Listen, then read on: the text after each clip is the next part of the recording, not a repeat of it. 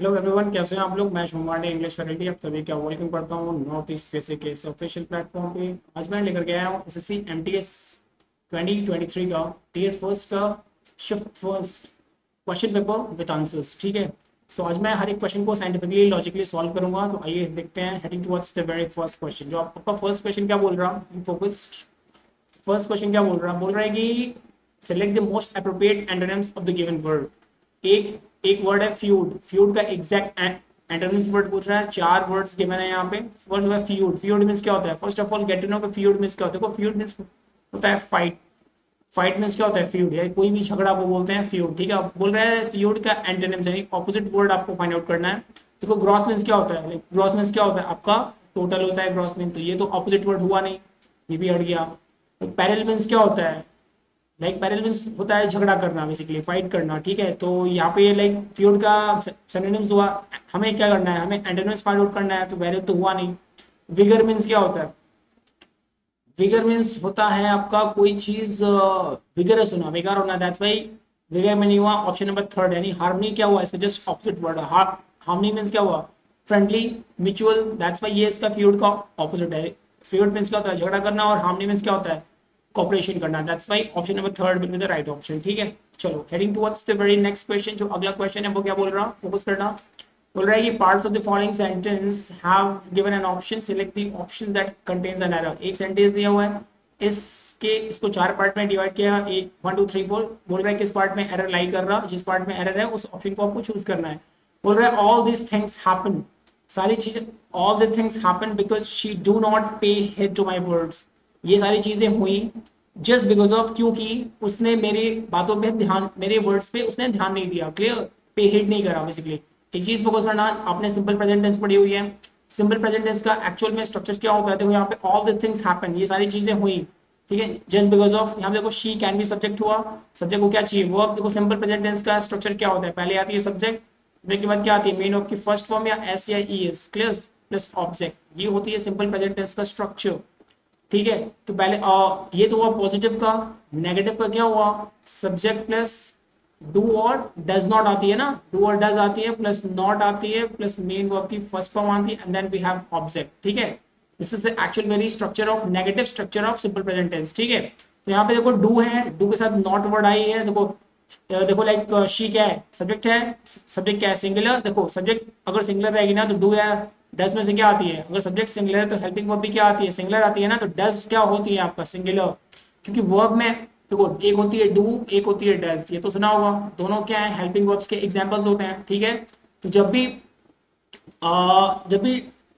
Do में do क्या है, तो जब ये डू एक वर्ब है, वर्ब में जब भी ईएस लगाओगे ना तो डज क्या बनेगा, सिंगुलर बनता है। जब भी वर्ब से ईएस रिमूव करते हो ना तो क्या बनता है, लाइक प्लूरल बनता है। दैट्स व्हाई यहाँ पे बताओ सब्जेक्ट कैसी है, सिंगुलर, देन वर्ब भी क्या है, सिंगुलर ना, तो यहाँ पे आपका डज आना चाहिए था, डू नहीं होगा। समझ में आ रहा, यानी she does not pay heed to my words, full correct one. That's why option में कहाँ एरर है, आपका ऑप्शन नंबर फोर्थ में एरर है, बिकॉज शी डज नॉट होगा, डू नॉट नहीं होता। क्लियर, चलो heading towards the very third question. जो आपका थर्ड क्वेश्चन क्या बोल रहा है, बोल रहा है कि यहाँ भी आपको बोल रहा है कि select the most appropriate option that substitute the underline segment in the given sentence.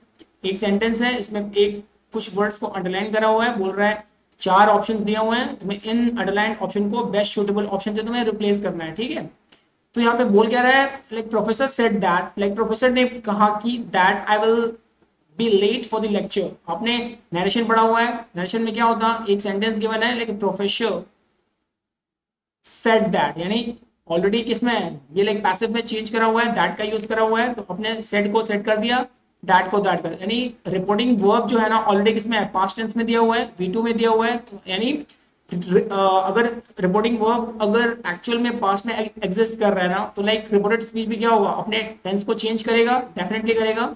ठीक है, अब देखो लाइक दैट लगा दिया इसने, दैट लगा दिया। अब देखो यहाँ पे क्या लिखा हुआ है, आई। अब देखो यहाँ पे लाइक क्या बोल रहा है, प्रोफेसर सेड दैट, प्रोफेसर ने कहा कि।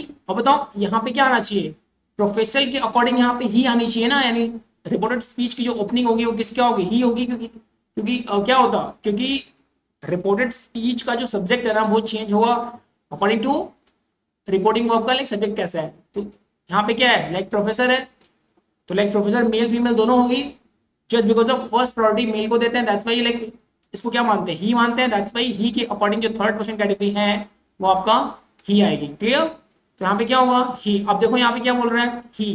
देखो जब भी रिपोर्टेड स्पीच फ्यूचर टेंस में एग्जिस्ट कर रहा है ना, तो विल को चेंज करते हैं किसमें, will change into would, yes, shall will change into should, yes or no, that's why यहाँ पे क्या होगा, will का would होगा, that's why I को मैंने चेंज करा ही में, ठीक है। तो लाइक रिपोर्टेड स्पीच के जो सब्जेक्ट के अकॉर्डिंग यहाँ पे रिपोर्टिंग वर्ब का सब्जेक्ट आएगा, दैट्स वाई यहाँ पे क्या हुआ, ही हुआ, और विल को किसमें चेंज करेंगे, वर्ड में, that's why it will be word होगा। क्लियर?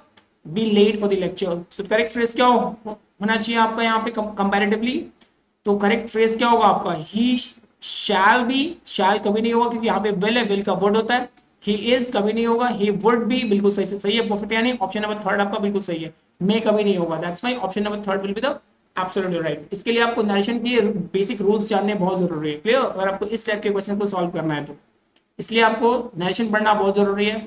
चलो ठीक है, heading towards the very next one, next question की तरफ मूव करते हैं। क्वेश्चन नंबर 4 क्या बोल रहा है, फोकस करना। क्वेश्चन नंबर आपका 4 दे रखा है, बोल रहा है कि इनकरेक्टली स्पेल्ड वर्ड आपको चूज करना है। 4 वर्ड्स गिवन है, ए बी 1 2 3 4, बोल रहा है इनकरेक्टली स्पेल्ड वर्ड को चूज करो। तो यहाँ पे देखो सेपरेट की जो स्पेलिंग है बिल्कुल सही है, एकोमोडेट की जो स्पेलिंग है वो भी सही है, डेफिनेटली की जो स्पेलिंग है वो भी सही है, एम्बैरेस की स्पेलिंग गलत है। करेक्ट स्पेलिंग क्या होती है, EMBARRASS, एम्बैरेस की करेक्ट स्पेलिंग ये होती है और ये नहीं होती, that's why option number 4 will be the incorrect spelled word. ठीक है, चलो heading towards the next question. Question number 5 क्या बोल रहा है, select the most appropriate meaning at the given idiom. एक इडियम दिया हुआ है, इसकी करेक्ट मीनिंग आपको चूज करनी है। Sell like a hot cake, देखो हॉट केक की तरह कोई चीज बिकना मतलब बहुत जल्दी बिकना, मतलब क्विक सेलिंग होना, that's why quick sell out will the right one. ठीक है, सेलिंग केक्स कभी नहीं होगा, बीइंग इग्नोर्ड कभी नहीं होता, ईटिंग हॉट केक्स कभी नहीं होता, that's why option number 1 will be the absolutely right. चलो ठीक है, heading towards the next question, अगले क्वेश्चन की तरफ मूव करते हैं।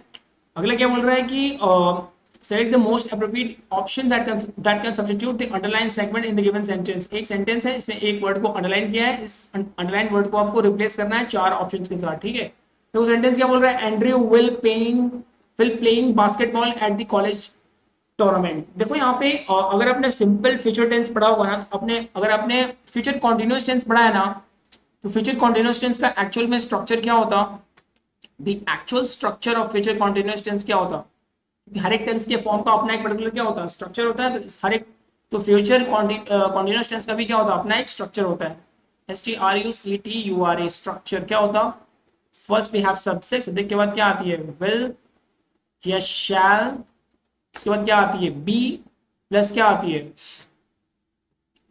Verb ING form plus object आती है ना यहाँ पे। ठीक है, तो पहले यहाँ पे क्या आएगी, एंड्रयू फिर भी सब्जेक्ट हो गया सब्जेक्ट, फिर क्या आनी चाहिए, विल या शैल में से कोई एक आना चाहिए, विल आ गई, बिल्कुल सही है, और आगे विल या शैल के बाद बी आनी चाहिए ना, तो यहाँ पे बी तो गिवन नहीं है, दैट्स व्हाई यहाँ पे क्या होगा, आर प्लेइंग कभी नहीं होगा। ठीक है, आगे देखो यहाँ पे आर प्लेइंग कभी नहीं होगा, ठीक है, आर प्ले कभी नहीं होता, इज प्लेइंग सिंपल ये टेंस ऑलरेडी फ्यूचर में है तो ये कभी नहीं होगा, इज प्लेड कभी नहीं होगा, समझ में आ रहा। सो यहाँ पे मतलब सिंपल फ्यूचर टेंस तो ये कभी नहीं होगा, मतलब फ्यूचर कॉन्टिन्यूअस टेंस तो ये कभी नहीं होगा। ठीक है, अब एक चीज फोकस करना, मतलब ये कहने के सेंस है ये कभी भी फ्यूचर कॉन्टिन्यूअस टेंस नहीं हो सकता, क्योंकि यहाँ पे फ्यूचर कॉन्टिन्यूअस टेंस में हमेशा बी आती है, यहाँ पे बी मिसिंग है, ये तो हुआ नहीं, तो फ्यूचर कॉन्टिन्यूअस टेंस नहीं हुआ तो कौन सा टेंस होगा, देख लो, एंड्रयू, देखो आर नहीं होगा, जब मतलब एंड्रयू क्या है, सिंगुलर है, आर नहीं होगा। ठीक है, फ्यूचर कॉन्टिन्यूअस टेंस क्यों नहीं होगा, क्योंकि यहाँ पे बी नहीं है, तो ये भी फ्यूचर कॉन्टिन्यूअस, तो यहाँ पे विल हटेगी, विल के यहाँ पे बताओ इज आएगी, इज प्लेड होगा, इज प्लेड कब आती है, ये इज और इज क्या है, बी वर्ब है, और प्लेड क्या है, थर्ड फॉर्म है, बी प्लस बी3 कब आती है, हमेशा टेंस पैसिव में है, बट ये सेंटेंसेस में एक्टिव में है, तो आपका इज प्लेइंग तो हुआ, that's why option number third will be the right option, that's why correct phrase क्या होगा, Andrew is playing basketball at the college tournament. ठीक है, चलो नेक्स्ट क्वेश्चन की तरफ मूव करते हैं। अगला जो आपका क्वेश्चन है वो पूछ रहा है आपका बोले फिर इन द ब्लैंक्स वाला क्वेश्चन है। देखो यहाँ पे हार्दिक पांड्या हिट्स 4, हार्दिक पांड्या ने हिट करा, चौका मारा, लगातार 4 ना, तो कॉन्टिन्यूअस 4 देखो कभी भी रन्स के लिए कंसेक्यूटिव का यूज होता, कॉन्टिन्यूअस वर्ड का यूज नहीं होता, समझ में आ रहा, तो कंसेक्यूटिव होगा, ऑनगोइंग नहीं होता, कांस्टेंट नहीं होता, कॉन्टिन्यूअस नहीं होता। सो कभी भी रन्स के लिए, बाउंड्रीज के लिए 4 या 6 के लिए क्रिकेट में हमेशा कंसेक्यूटिव वर्ड का यूज करते हैं। Clear, that's why option number second will be the right option. ठीक है, चलो heading towards the next question. अगला क्या बोल रहा है? बोल रहा है आपका कि अगला आपका बोल रहा है select the sentence that has no spelling error. ऐसा सेंटेंस आपको चूज करना है, एक दो तीन चार सेंटेंस दिए हुए हैं जिसमें कोई स्पेलिंग मिस्टेक्स नहीं है। फर्स्ट क्या बोला? द डॉक्टर प्रेस्क्राइब्ड, बिल्कुल सही है। Some medicine to elevate, elevate की स्पेलिंग बिल्कुल सही है। एलिवेट मींस क्या होता है? कम करना, किसी चीज को लेस करना, रिड्यूस करना। माय पर्सिस्टेंट कफ, जो लगातार कफ है, जो बहुत ही लगातार जो कफ को रखा है ना, परसिस्टेंस क्या होता है? लगातार कोई चीज बहुत टफली होना, मतलब जल्दी ना हटना। तो लगातार जो कफ है उसको क्या बोल रहा है? डॉक्टर ने मेडिसिन प्रेस्क्राइब करा टू कम करने के लिए जो परसिस्टेंस कफ है, which has been bothering me for days, जो भी बहुत दिनों से मुझे क्या कर रहा है? बॉदर कर रहा है। तो डॉक इसमें आपका परसिस्टेंट, परसिस्टेंट की जो आपका जो स्पेलिंग है, ठीक है, परसिस्टेंट की जो स्पेलिंग है आपका वो सही नहीं है। ठीक है, दैट्स व्हाई आपका ये एरर हो गया। बोल रहे हैं नो स्पेलिंग एरर चूज करना है, तो फर्स्ट वन तो बिल्कुल नहीं होगा। सेकंड देख लो, the doctor prescribed some medicine to elevate की स्पेलिंग बिल्कुल गलत है, ये भी नहीं होगा। The doctor prescribed some medicine to elevate की स्पेलिंग बिल्कुल गलत है, ये भी नहीं होगा। The doctor prescribed some medicine to elevate की स्पेलिंग बिल्कुल सही है, और लाइक परसिस्टेंट की स्पेलिंग बिल्कुल सही है। दैट्स व्हाई ऑप्शन नंबर 4 आपका क्या होगा? करेक्ट होगा। ठीक है, चलो heading towards the next question. Next अगला है क्वेश्चन नंबर 9, फिलर्स वाला क्वेश्चन है, फिल इन द ब्लैंक्स वाला। बोल रहा है द एथलीट्स परसिवरेंस, जो एथलीट की जो परसिवरेंस है ना, एंड मेंटल जो टफनेस है ना, वो क्या करती है? फैसिलिटेट करती है her to overcome adversity and achieve her goals. परेशानी से हटकर अपने गोल्स को अचीव करने में क्या करती है? फैसिलिटेट करती है, या फिर रेस्ट्रिक्ट कर। देखो फैसिलिटेट वर्ड को तुम्हें रिप्लेस करना है, चार ऑप्शन दिए हुए, restricted, enabled, limited and hindered. Hindered कभी नहीं होता, किसी चीज को छिपाना कभी नहीं होता। लिमिटेड कभी करना कभी नहीं होता। रेस्ट्रिक्ट करना कभी नहीं होगा। इनेबल्ड होगा। इनेबल्ड मींस क्या होता है? किसी चीज को स्किलफुली कर पाना, मतलब कैपेबल होना। दैट्स व्हाई यहाँ पे क्या है? Enabled will be the right option. That's why option number 2 होगा।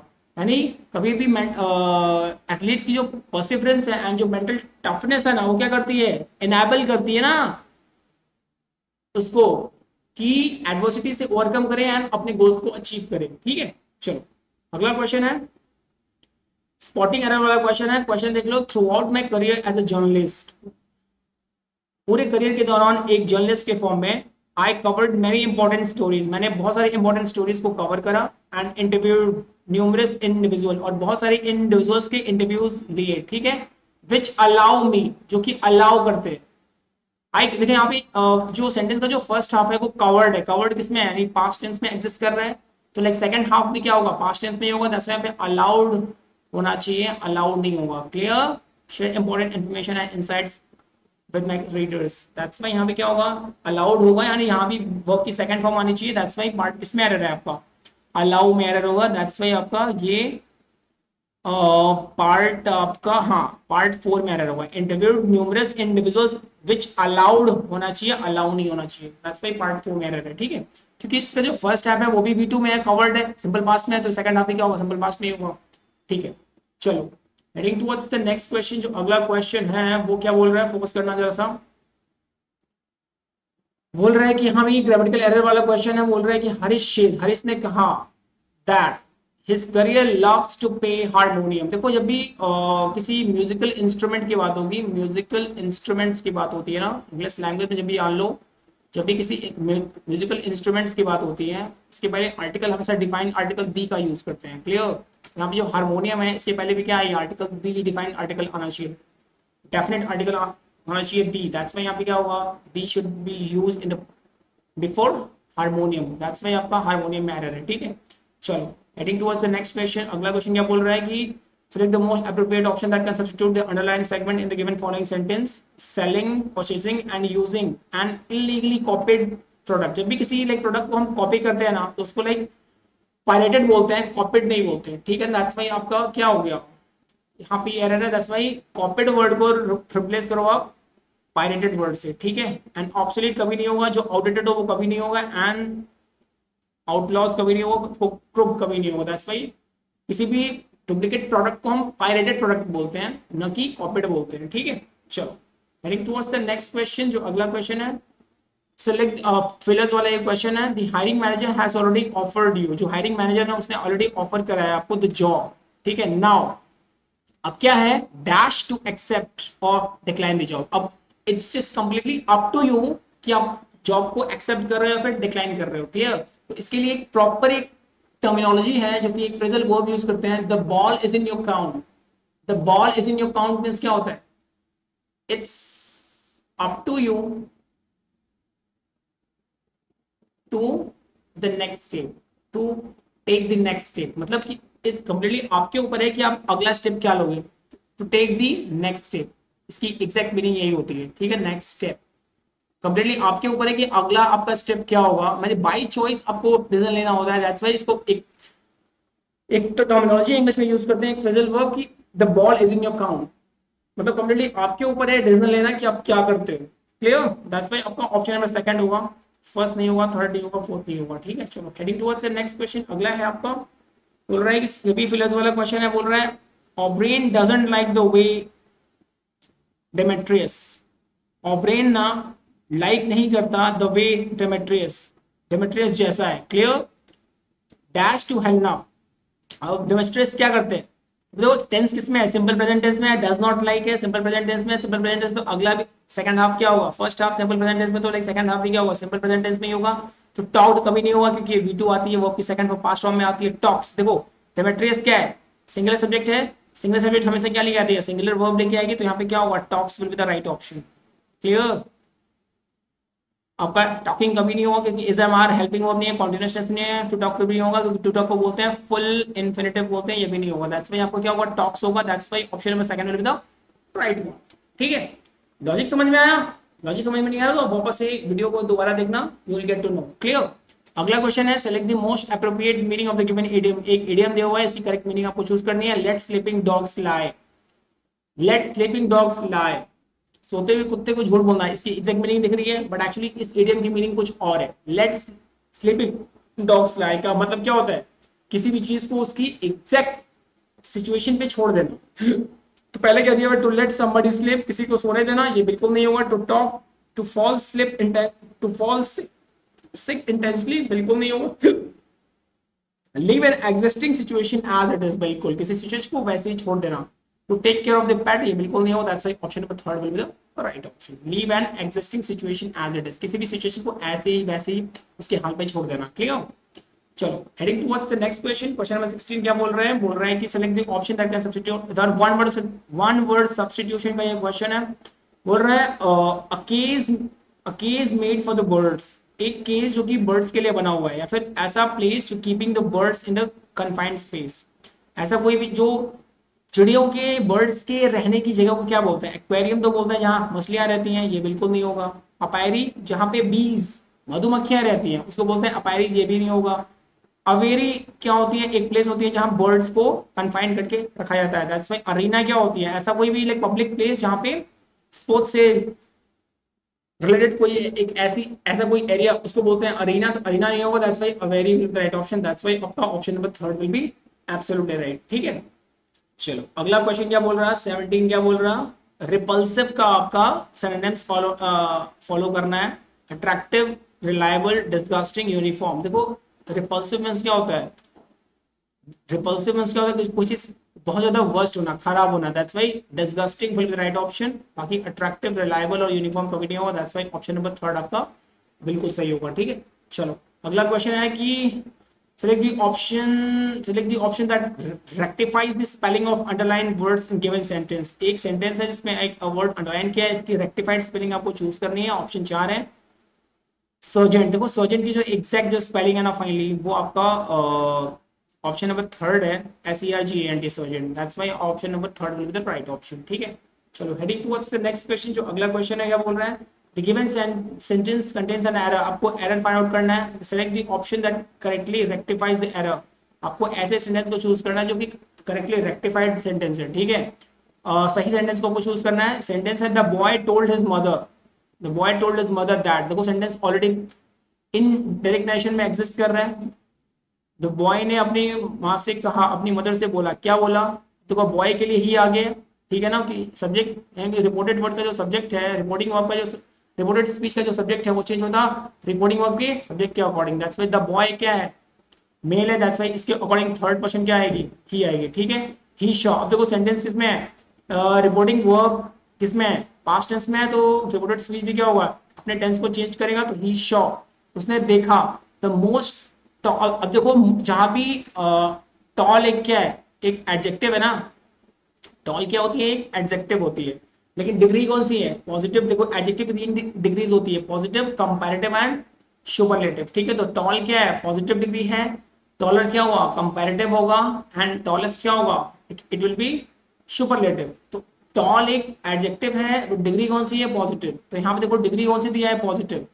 और बोल रहा है ही शॉ, उसने देखा द मोस्ट टॉलेस्ट जिराफ देखा ना, सबसे ज्यादा टॉल। देखो जहां पे कंपैरिजन एक जिराफ का वन का ऑल से हो रहा कंपैरिजन, जब भी वन का वन वर्सेस ऑल कंपैरिजन होता है, डिग्री कौन सी आती है, हमेशा सुपरलेटिव डिग्री आती है। क्लियर। तो बेसिकली टॉलेस्ट क्या हुआ, सुपरलेटिव डिग्री हुआ, तो यहाँ पे डिग्री कौन सी आनी चाहिए, सुपरलेटिव। तो ऑलरेडी यहाँ पे टॉलेस्ट होगा आपका, टॉलेस्ट होगा, टॉलेस्ट आना चाहिए, क्योंकि डिग्री आनी चाहिए सुपरलेटिव, एक का सबसे कंपैरिजन हो रहा, और यहाँ पे most should be remove. That's why rectified error क्या हुआ यहाँ पे, the boy told his mother he saw the tallest giraffe at the zoo. That's why option number 1 बिल्कुल सही है। मोस्ट टॉलर कुछ नहीं होता, मोस्ट टॉलेस्ट कुछ नहीं होता, जो टॉलेस्ट ऑलरेडी सुपरलेटिव में, तो डबल सुपरलेटिव क्यों करना, ये भी नहीं होगा। और मोर टॉलर कंपैरेटिव होता है, ये बिल्कुल नहीं होगा। That's why option number second will be the, sorry first will be the right one. ठीक है, चलो अगला क्वेश्चन है, कॉल द शॉट्स को एक इडियम दिया हुआ है, कॉल द शॉट्स मींस क्या होता है। देखो कॉल द शॉट्स मींस होता है किसी भी ऐसा कोई भी पोजीशन जिसमें आप बैठे हो और आपके डिसीजन सबको अफेक्ट करते हो, मतलब आपके आपका जो डिसीजन है बहुत ही पावरफुल है। क्लियर। तो यहाँ पे देखो to be a position to make decision that influences a situation, बिल्कुल सही है। ऐसे ऐसी पोजीशन में बैठना है जहां की डिसीजन सभी के सभी क्या करते हो, इन्फ्लुएंस कर रहे हो, यानी पावरफुल डिसीजन हो। That's why option number second with the right option. All the shots का इडियम है second one, meaning exact meaning है। ठीक है, चलो आगे अगला है आपका रेडी यानी क्लॉज टेस्ट वाला क्वेश्चन है। एक पैसेज गिवन है, in the following passage some words have been deleted, fill in the blanks with the help of alternatives given, select the most appropriate option for each blank. एक passage है, कुछ blanks है, इन blanks को fill करना है with help of option. Question number first क्या question है, select the most appropriate, fill in the blanks. Number 1 blank number 1 को फिल करना है आपको। बोल रहा है कि सेंटेंस को पहले पढ़ना पड़ेगा। बोल रहा है that evening we sat in the courtyard of the hotel once more, उस शाम हम एक बार फिर से कोर्टयार्ड में बैठे, अपने कोर्टयार्ड में शाम के टाइम बैठे हुए थे, होटल के कोर्टयार्ड में। ठीक है, आगे देखो डैश द सन, क्या करते हुए, वॉशिंग द सन, वो revolving the sun, risking the sun, practising the sun. देखो बेसिकली हम सन को वॉच करते हैं ना, दैट्स व्हाई यहाँ पे वॉशिंग द सन होगा, क्योंकि वॉशिंग एज अ जेरेंट के फॉर्म में यूज हो रही है यहाँ पे। क्लियर। चलो that's why option number 1 will be the right option for blank A. Next question है, बोल रहा है select the most appropriate option for blank second के लिए फिल करना है आपको। ब्लैंक सेकंड के लिए राइट ऑप्शन क्या है यहाँ पे, washing the sun, washing the sun sink below the western isles, I told Alexi what had happened that day, I dash I could। अब देखो यहाँ पे फैंसिड क्या ऑप्शंस क्या दिए हुए हैं, आपके जो ऑप्शंस हैं बेसिकली क्या दिए हुए हैं आपके जो ऑप्शंस दिए हुए हैं, हाँ फैंसिड दिए हुए हैं, ड्रॉप दिए हुए हैं, इम्बाइब दिए हुए हैं, ट्रांसलेटेड दिए हुए हैं। That's why fancied with the right option for blank second के लिए। ठीक है, I fancied I could glimpse the glaze stone. ठीक है, that's why option number first with the right option. ठीक है, चलो heading towards the next question, जो अगला क्वेश्चन है आपका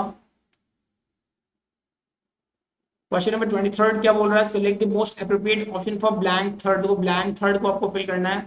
ब्लैंक थर्ड के लिए आपका ब्लैंक थर्ड ये रहा, I could glimpse the grey stone wall at Lismore house dash its island hilltop of on a bit for. Correct phrase क्या होगा यहाँ पे, बेसिकली करेक्ट फ्रेज होगा, देखो जो भी ऑन द हिलटॉप होता है ना यहाँ पे, on it's island Hilton, the red light of the setting sun glinting from the windows। ठीक है, that's why यहाँ पे क्या होगा, on will be the right option, on its island, on its island Hilton will be the right option। ठीक है, तो option number second होगा 23rd के लिए। हेडिंग टुवर्ड्स 24th क्वेश्चन क्या बोल रहा है, select the most appropriate option for blank 4 को फिल करना है।